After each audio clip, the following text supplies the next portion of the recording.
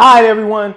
This is DJ Chuck T, and this is the fuck it moment that you have been waiting for. This is fuck it moment number 3. Whenever I said fuck Lil Wayne, fuck Universal Records, fuck Cash Money Records, and I leaked the Carter 3. Oh shit! Fuck it. All right, so a lot of people know me from leaking the Carter 3, which was arguably Lil Wayne's biggest album. And I had to stand up for this one. I got tired of sitting down. I had to really connect with y'all. But at that point in time, Lil Wayne was the biggest artist in the world, not the nation. He was the biggest artist in the world. Cash Money was arguably the biggest rap label in the world. And Universal still is the biggest record label or entertainment company in the world.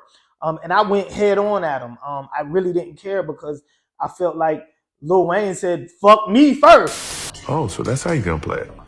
You gonna do this? Okay, fine. That's all I needed. That's all I needed for him to do that. And it became personal with me. So he did a interview with the Foundation magazine, which was an independent magazine at the time.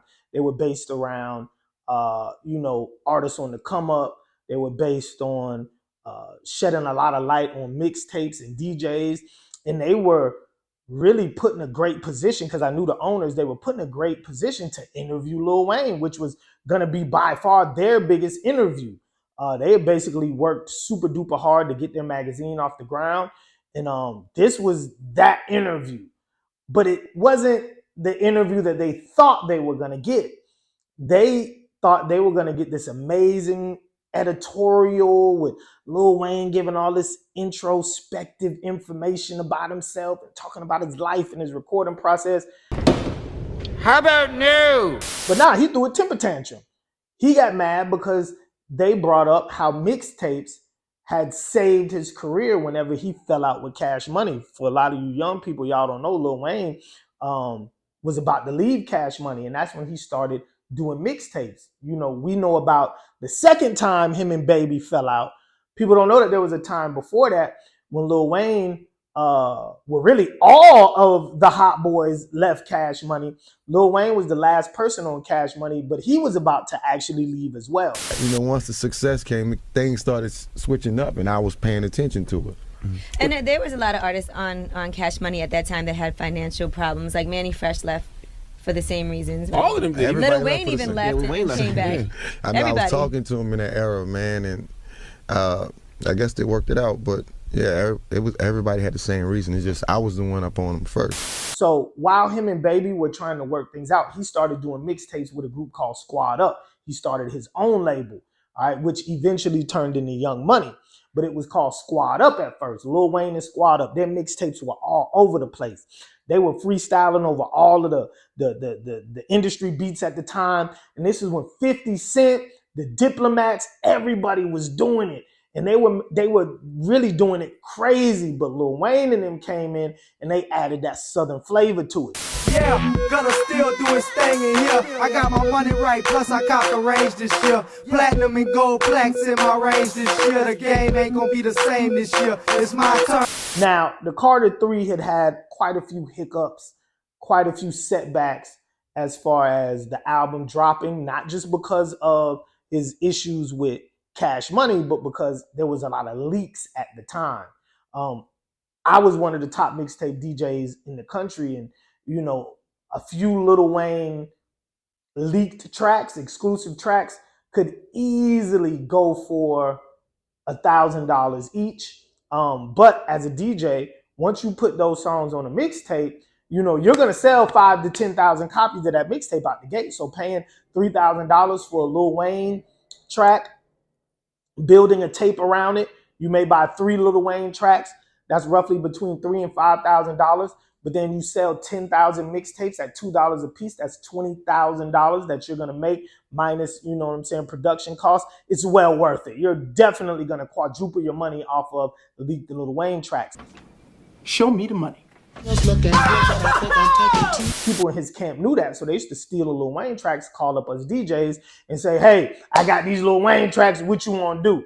So there was an influx of Lil Wayne music just leaking. And I guess when he did the interview with the Foundation magazine. He had sort of had it up to here with the leaks.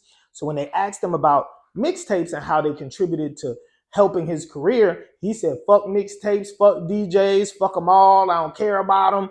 Fuck what they doing, fuck what they talking about. He just went on a rant. I created the mixtape game, but I'm not into that no more. I'm doing Lil Wayne. I'm against it. Anti-mixtape dude. I don't know no mixtape DJs. Fuck you if you're a mixtape DJ. I'm not into it. Y'all shouting me out. I ain't with that. I'm on, like you said, I'm on 25, top 25. I ain't even put out 25 mixtapes. So fuck y'all, fuck that pill, fuck deep mixtape DJs, fuck all that. Carter 3 coming June 10th. That's the real shit. Go get it or don't go get it. Suck my dick. And just said fuck mixtape DJs. And I took offense to it. All of us took offense to it at the time. But I was the one who really said, like, wait, hold up, bruh. Like he went a little too hard. Then he did an interview and he doubled down on his statements because the interview went viral. The interview with him dissing mixtape DJs, and it was because it was so disrespectful, it went viral, and somebody asked him about it, he doubled down on it. And that's when I really said, fuck it. I had the Carter 3. Most people in the industry had the Carter 3, the real Carter 3, not the bootlegs, not the unofficial versions, but we had the real Carter 3 because it was going to come out shortly. Maybe I think maybe the release date was probably about maybe 2.5, 3 weeks away. And I said, fuck it. I'm going to leak the album. You know, I know this is his crown jewel. Like, Cash Money is riding on this record being a success. Lil Wayne is riding on this record being a success.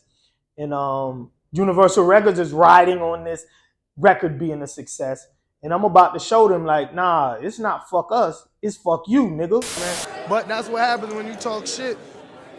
And the realest nigga, one of the realest niggas walking the face of the planet is a mixtape DJ. So when you talk shit about mixtape DJs, true, a lot of them are pussy. And see, he thought he was gonna get away with the comment, man. I ain't let that nigga slide. Some of them other DJs, they let that nigga get away with it, you know what I'm saying? Nigga like me, we don't even play them games, man. Because we're the ones who saved your career. The DJs saved your career, bro. You would literally be fucking flipping burgers at McDonald's or be flat broke right now if it wasn't for mixtape DJs and mixtapes in general.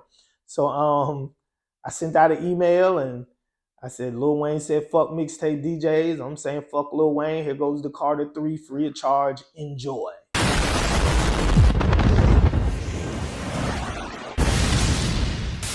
And man, I went to sleep that night. I probably blasted it out at maybe like 10:30, 11.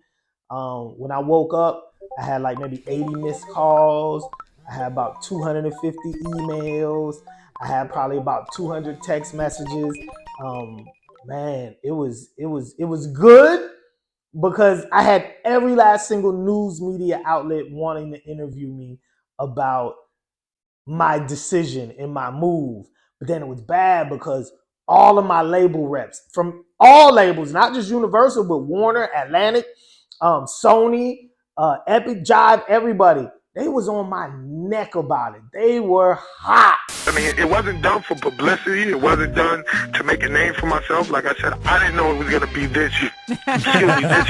I had no idea. But I knew that a stand had to be taken. Because they were like, yo, you single-handedly sabotaged the #1 rap album that is set to come out this year.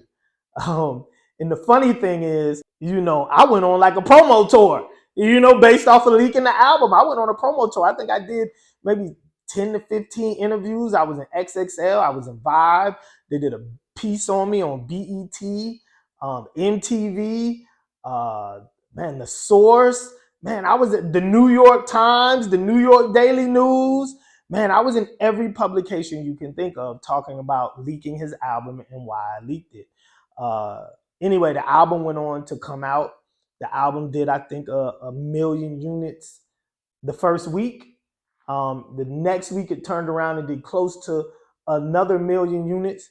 Everybody said, like, ha, ha, ha, Lil Wayne won in the end. But I feel like I won, DJs won, because we got a genuine apology out of Lil Wayne. All right? He came out shortly after I leaked the album, and he basically said, hey, you know, look, I'm sorry, I apologize. Mixtape DJs are the pulse of the music industry. I owe a lot of my career to mixtapes and to mixtape DJs. I was pissed. I was really only talking about one particular DJ who always had my music and always used to leak my music. And I sort of, jumped the gun and put everybody in there. First off, man, I ain't mean to disrespect no DJs, no mixtape DJs, whatever kind of DJ you is, with no kind of disrespect. So to me, I feel like we won because that's all I wanted. That's all I wanted was for him to acknowledge, like, damn, bro, I fucked up. I'm sorry. I apologize. I wasn't trying to put that nigga in the poorhouse. I wasn't trying to make his album flop. I was trying to make him and other artists realize, hey, DJs are the lifeblood of the industry. DJs, especially mixtape DJs at that time, were the ones that made the world go round. And were the ones who saved his career.